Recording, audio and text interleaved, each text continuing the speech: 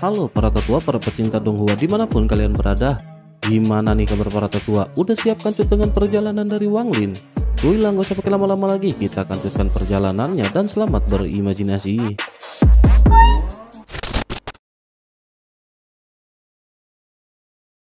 Di episode sebelumnya, Wanglin mendapatkan fragmen jiwa Qilin dari seorang pria bernama Wu Daoqi yang terjatuh pingsan.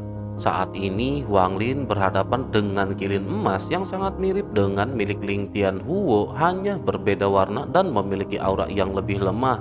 Wanglin mengenali fragmen jiwa Qilin itu dan berusaha untuk menangkapnya.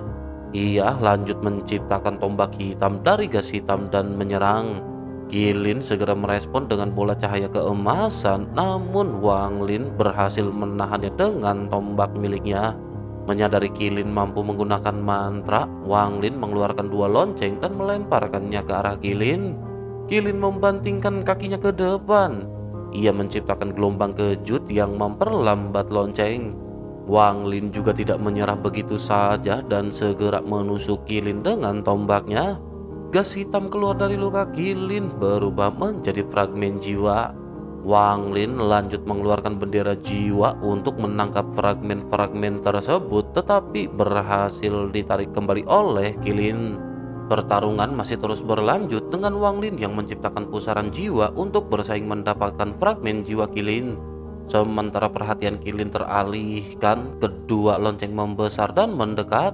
Qilin mengeluarkan dua aliran gas hitam yang berubah menjadi Qilin yang lebih kecil untuk melawan lonceng. Namun Wanglin dengan cepat menyegel dan menangkap kedua Qilin kecil tersebut. Melihat fragmen jiwa yang terus keluar dari Qilin, Wanglin menggunakan berbagai batasan segel untuk menjebaknya. Meskipun Qilin berusaha melawan, segel-segel itu terus berdatangan melambatkan gerakannya. Wanglin bahkan mengeluarkan bendera pembatasan yang menciptakan tombak-tombak hitam untuk menyerang Qilin. Bersamaan dengan pusaran jiwa yang terus menyerap fragmen jiwanya, Qilin pada saat ini kewalahan. Meskipun Qilin masih menunjukkan kekuatan yang besar, bahkan sebanding dengan kultivator formasi jiwa tahap akhir, Wanglin pada saat ini sama sekali tidak gentar.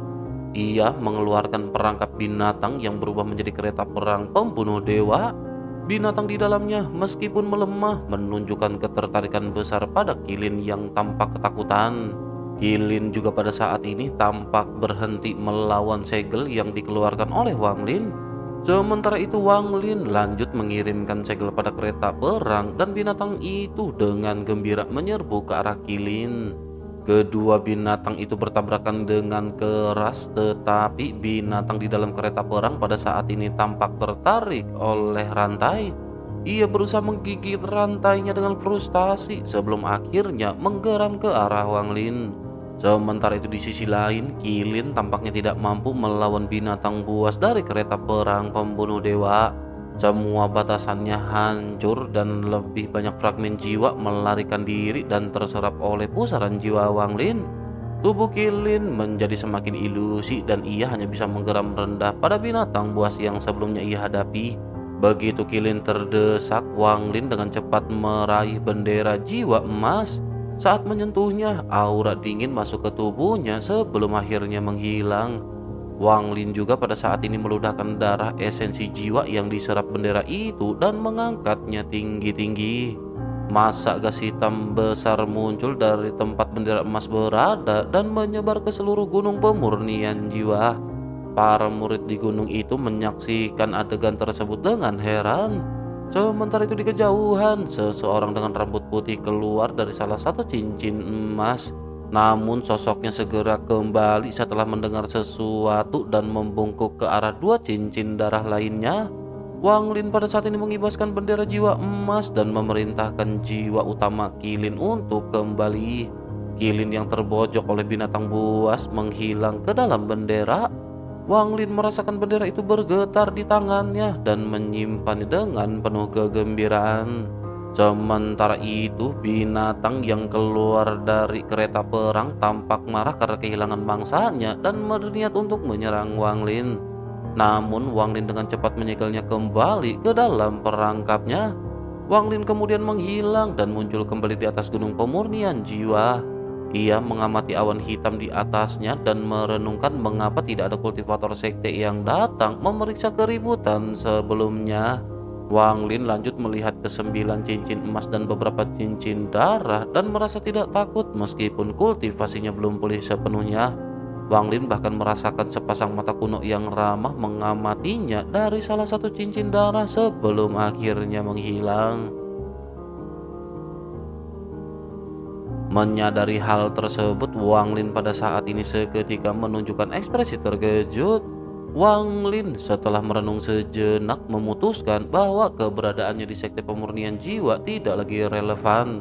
Prioritasnya saat ini adalah memulihkan jiwa asalnya sepenuhnya yang membutuhkan pil luar biasa dan tekanan spiritual yang kuat. Dengan tekad yang membara, ia meninggalkan gunung pemurnian jiwa dan bergegas menuju gunung pengekstraksi jiwa. Dari kejauhan, seorang wanita cantik mengawasi kepergian Wang Lin dari sisi gunung pemurnian jiwa. Sosoknya menghela nafas. Ia bertanya-tanya tentang kecepatan pemulihan Wang Lin dan berusaha memahami hati dao pria itu.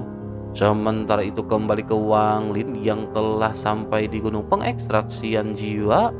Wang Lin segera menyebarkan indera ilahinya dan menyerbu ke sebuah gua. Di dalamnya ia menemukan Su Jinsi, seorang kultivator dengan tingkat kultivasi tertinggi di gunung itu selain dari kepala utama.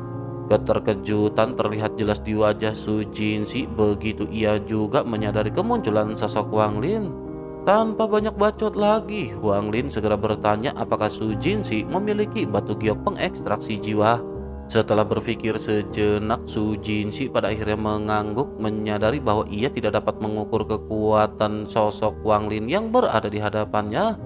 Ia pada akhirnya menjelaskan bahwa ia bisa memberi batu giok itu asalkan Wang Lin memberinya 300 fragmen jiwa. Ia membutuhkan hal tersebut untuk memperkuat bendera jiwa miliknya. Tanpa cincong-cincong lagi, Wang Lin segera mengeluarkan bendera jiwa 10.000 jiwa miliknya yang berisi lebih dari 2.000 fragmen jiwa. Wang Lin lanjut melepaskan 300 fragmen jiwa darinya dan diberikan kepada sosok tersebut. Fragmen-fragmen ini diubah menjadi mutiara hitam dan diserahkan kepada Su Jinsi. Sebagai imbalannya, Su Jinsi memberikan batu giok ungu kepada Wang Lin. Ia juga pada saat ini menanyakan nama Wang Lin. Wang Lin dengan acuh tak acuh menjawab bahwa ia bernama Qianmu. Selanjutnya, Wang Lin memeriksa batu giok tersebut dan menemukan bahwa di dalamnya terdapat metode untuk mengekstraksi jiwa, mencegahnya menghilang dan menggunakannya untuk memurnikan bendera jiwa. Ia juga menemukan 3 teknik penting, yakni menenangkan jiwa, memikat jiwa, dan racun jiwa. Setelah mendapatkan apa yang ia butuhkan, Wang Lin bertanya tentang gunung penyegelan jiwa. Su Jinsi menyarankan agar Wang Lin tidak pergi ke sana dan menjelaskan bahwa hanya leluhur formasi jiwa yang diizinkan mempelajari batu giok penyegelan jiwa. Selain itu, gunung itu juga hanya berisi campuran batu giok pemurnian dan pengekstraksi jiwa. Wang Lin tampak tidak peduli dengan apa yang baru saja dikatakan oleh Su Jinsi. Tetapi meskipun begitu, Wang Lin masih mengangguk sebelum akhirnya menghilang, sebelum akhirnya muncul kembali di gunung penyegel jiwa.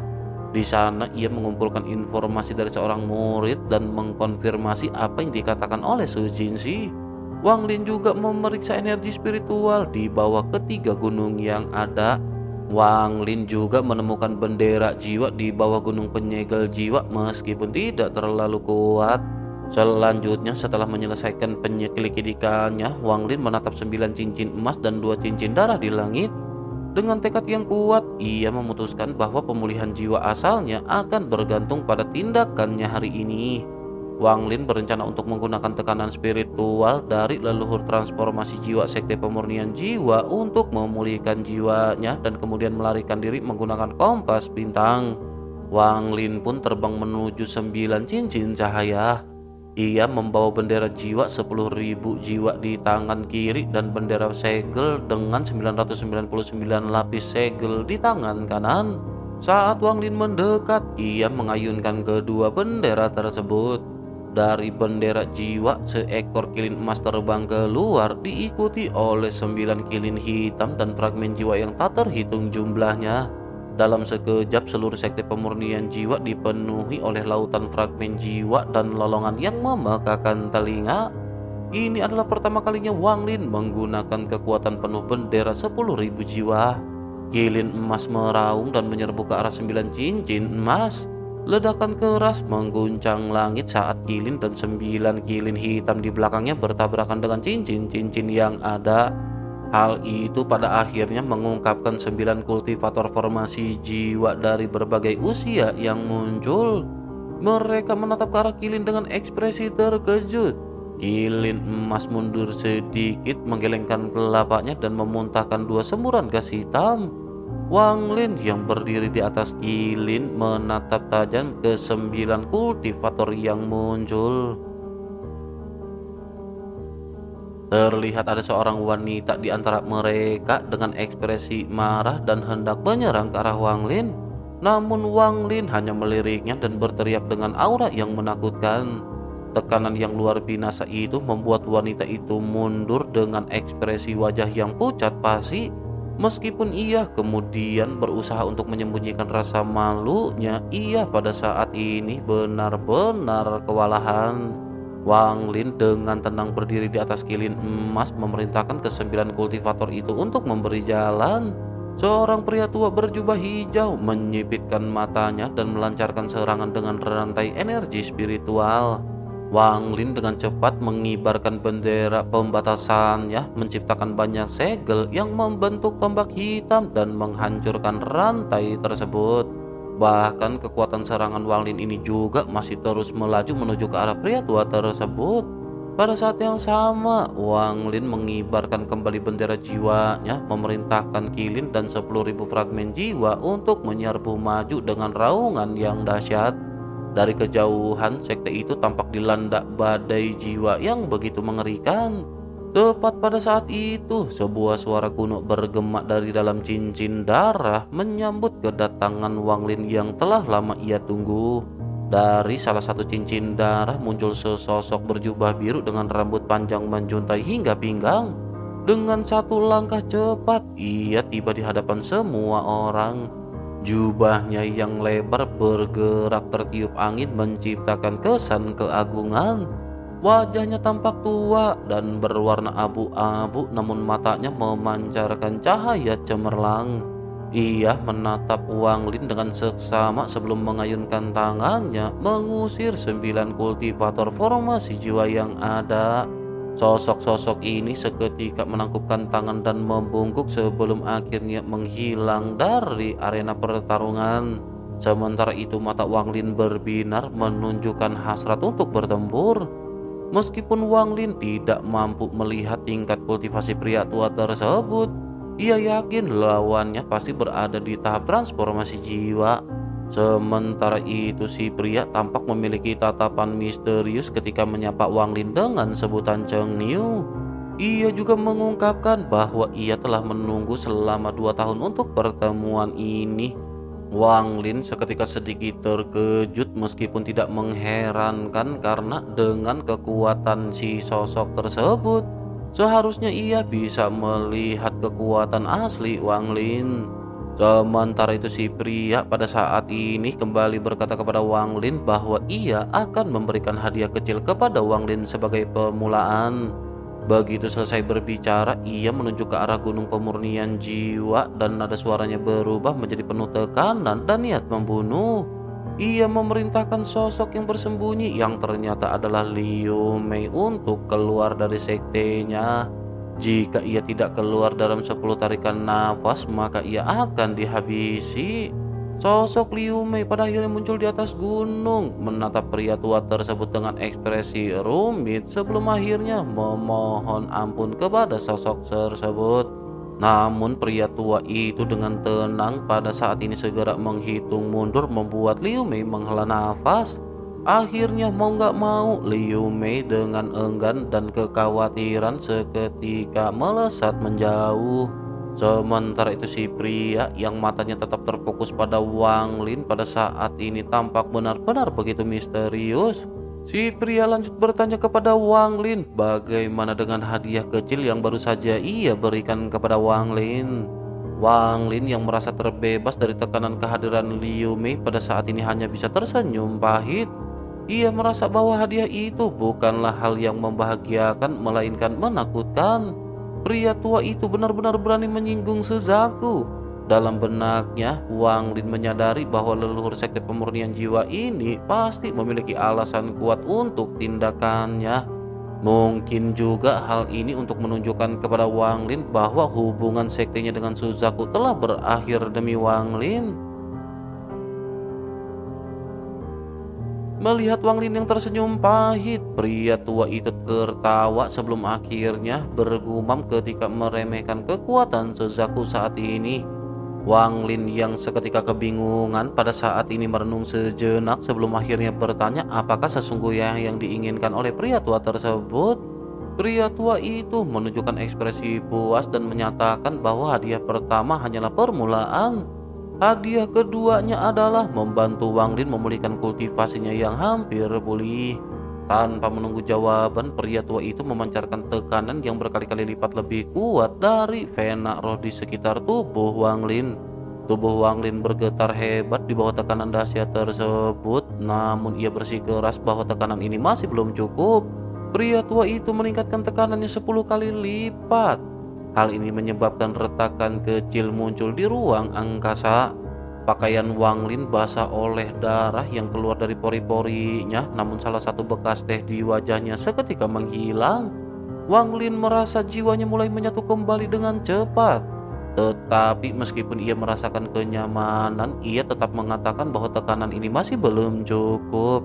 Pria tua itu pun tertawa dan mengeluarkan energi spiritual celestialnya yang merupakan sebuah energi yang sangat berbeda yang mengingatkan Wang Lin pada kekuatan serpihan mutiara Tiani. Tubuh Wang Lin pun kembali bergetar dan jiwanya terhubung kembali dengan kecepatan yang luar biasa.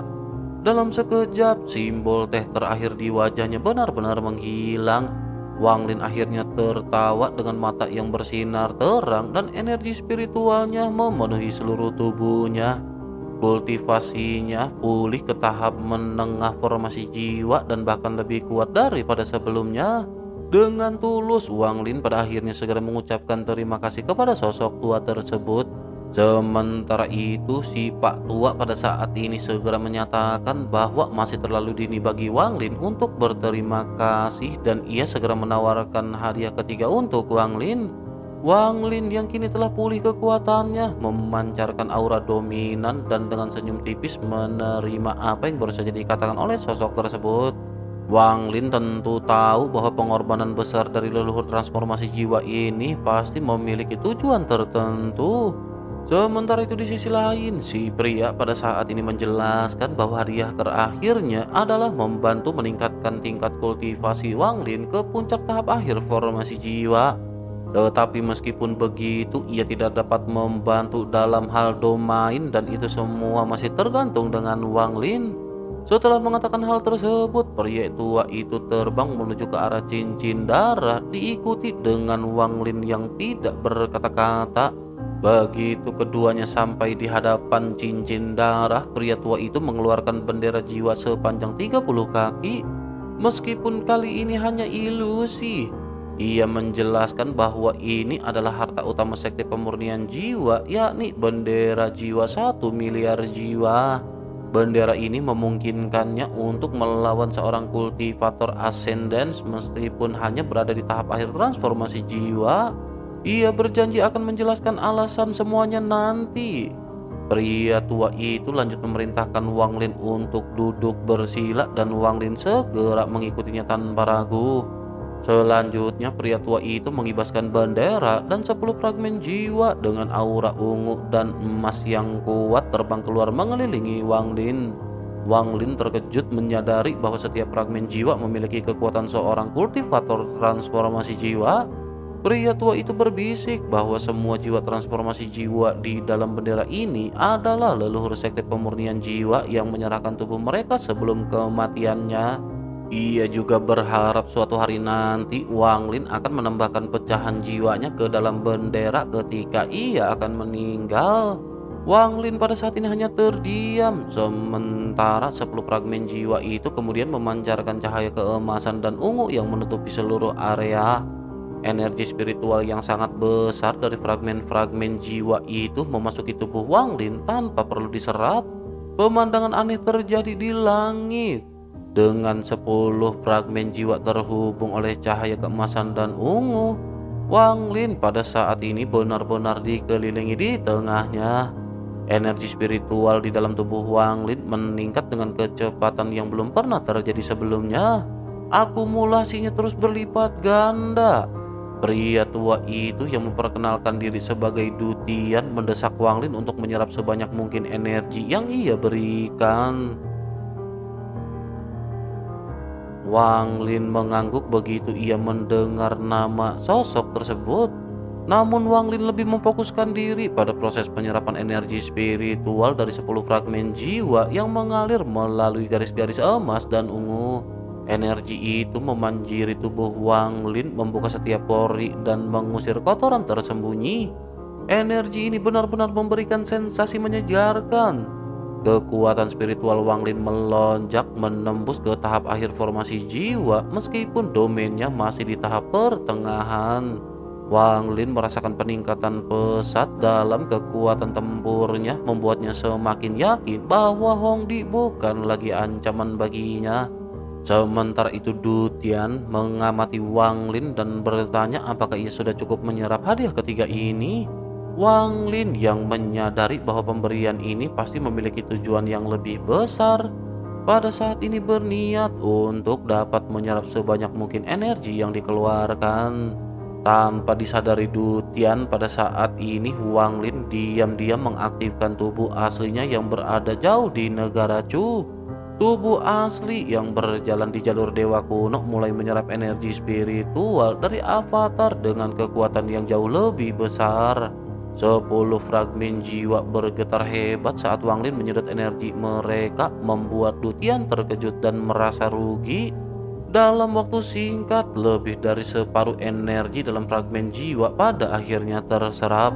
Di negara Chu, tubuh asli Wang Lin dipenuhi dengan energi, memunculkan garis-garis emas yang membungkusnya dalam kepompong kristal.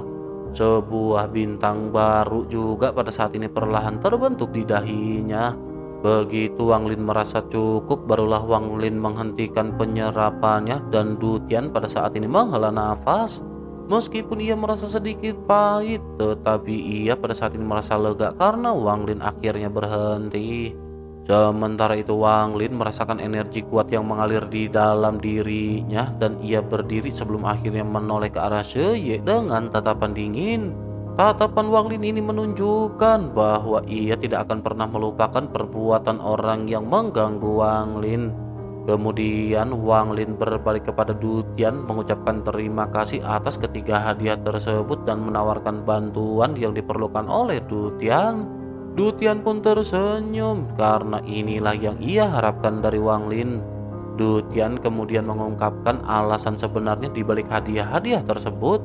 Ia menjelaskan bahwa Wang Lin adalah salah satu dari 4 kandidat yang dipilih oleh Yan Kezi untuk menjadi Suzaku berikutnya. Wang Lin seketika terkejut mendengar nama yang disebutkan oleh Dutian. Sementara itu Dutian menunjukkan ukiran kayu seorang pria yang langsung dikenali Wang Lin sebagai lelaki tua yang memberinya topi jerami. Sementara itu Dutian melanjutkan dengan menceritakan sejarah sekte pemurnian jiwa dan bagaimana negara Suzaku selalu menekan negara-negara kultivasi peringkat 5 agar tidak mencapai peringkat ke-6. Ia juga mengungkapkan bahwa Wang Lin dipilih karena satu alasan yang lebih besar yang baru saja dimulai. Ia juga menambahkan bahwa meskipun Yan Kezi menjadi salah satu alasannya, alasan utama Dutian adalah mendiang kakak seniornya. Kakak seniornya itu memiliki kemampuan langka, yakni sebuah domain yang memungkinkan pemandangan ke masa depan.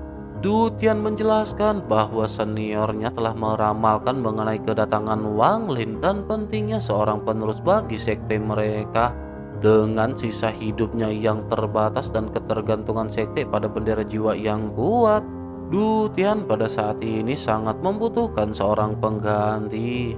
Mendengar hal tersebut, Wang Lin sedikit terkejut dan tampak ragu. Tetapi bendera jiwa yang menjadi inti keluarga sekte pada saat ini menarik perhatian Wang Lin. Meskipun tugas untuk membawa sekte ke peringkat 6 terasa berat, Wang Lin akhirnya setuju untuk berusaha. Du Tian yang hanya memiliki 10 tahun tersisa berjanji akan melindungi Wang Lin selama waktu itu. Sebagai tanda keseriusannya, Du Tian juga memberikan sebuah batu giok berisi manual rahasia sekte pemurnian jiwa, menjadikannya satu-satunya murid inti. Setelah menerima tugas dan hadiah tersebut, Wang Lin pada akhirnya berpamitan kepada Du Tian yang segera mempersiapkan dirinya untuk bergabung dengan bendera jiwa. Namun di balik persetujuannya ini, Wang Lin sesungguhnya menyimpan tujuan lain. Ingatannya segera kembali pada sosok Li Yuanfeng, orang yang hampir menghabisinya dan merenggut kultivasinya. Sekarang setelah kekuatannya pulih, Wang Lin bertekad untuk membalas dendam. Perjalanan Wang Lin membawanya ke negara Chu, di mana ia bertemu kembali dengan Zoro dan Tian. Ia juga memberikan nasihat kepada Tian untuk memperkuat fondasi kultivasinya dan menghibur Zoro. Selanjutnya Wang Lin mengamankan Zoro dan makhluk kecil bersamanya di dalam pagoda miliknya. Saatnya tiba bagi Wang Lin untuk mengambil langkah selanjutnya dalam rencananya. Di bawah tanah, energi yang kuat tampak memanggil. Tubuh asli Wang Lin yang merupakan dewa kuno bintang 3 pada akhirnya bangkit. Wang Lin dan tubuh aslinya bertemu, menyatu menjadi satu entitas yang utuh. Kekuatan yang luar binasa terpancar darinya, mengguncang langit dan bumi. Dengan mata yang dipenuhi niat membunuh, Wang Lin mengarahkan pandangannya ke arah Shuye. Dendam terhadap Li Yuanfeng, Shuye, dan Sun Tai masih membara di dalam hatinya. Target pertamanya adalah Li Yuanfeng. Wang Lin dengan tatapan dingin segera mengeluarkan mutiara Tiani dan sebuah kilatan muncul di matanya. Ketika ia juga mengeluarkan sebuah kristal dari tas penyimpanan.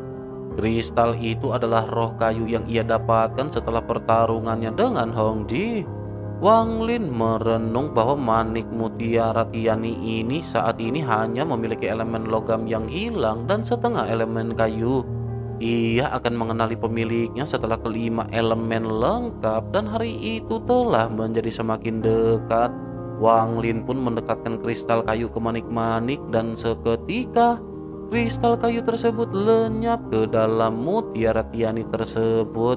Daun-daun di mutiara itu mulai bergerak membuka diri satu demi satu hingga sempurna. Kini hanya elemen logam yang kurang dan hal itu masih dapat dilakukan nanti. Selanjutnya mata Wang Lin berbinar saat ia melihat ke arah Shuye. Tujuan utama Wang Lin saat ini adalah berhadapan dengan Li Yuanfeng. Ia menyimpan mutiara Tiani, mendarat di punggung katak guntur dan mengeluarkan monster nyamuk sebelum akhirnya bergegas pergi. Singkat cerita, Wang Lin pun sampai di perbatasan Shuye. Wang Lin menatap Shuye dengan tatapan penuh kenangan. Ia menghela nafas mengingat aliansi 4 sekte sebelum menghilang ke kejauhan. Ibu kota Shuye dulunya adalah ibu kota aliansi 4 sekte. Di salah satu jalannya terukir kenangan Wang Lin selama beberapa dekade. Di jalan yang familiar itu, Wang Lin muncul kembali dan kenangan akan keluarga Danyu memenuhi benak Wang Lin. Setelah waktu yang terasa lama, kesedihan tampak di mata Wang Lin ketika Wang Lin memutuskan untuk kembali bergegas pergi. Sementara itu di dalam istana salju dan es, Li Yuanfeng yang sedang berkultivasi tiba-tiba membuka matanya. Ia menatap keluar istana dengan mata berbinar dan tiba-tiba sebuah suara bergema di alun-alun di luar istana yang diterpa angin dan salju. Suara tersebut mengandung aura yang kuat ketika meneriakkan nama Li Yuanfeng. Sesosok ilusi perlahan berjalan melewati salju sebelum akhirnya semakin lama semakin solid hingga pada akhirnya sosok tersebut benar-benar menampakkan dirinya. Ekspresi Wang Lin tampak dingin ketika ia menatap ke arah Liu Wanfeng yang tampak terkejut. Mata Liu Wanfeng menyusut. Setelah beberapa saat barulah ia berkata dengan nada muram ketika menyebut Wang Lin dengan nama Cheng Niu. Meskipun ekspresinya terlihat tenang, tetapi hatinya terkejut melihat Cheng Nu yang tidak hanya pulih dari luka yang disebabkan oleh domainnya dalam 2 tahun, tetapi juga meningkatkan kultivasinya. Kekuatan Wang Lin pada saat ini tampaknya benar-benar telah berada di tahap formasi jiwa menengah tahap akhir.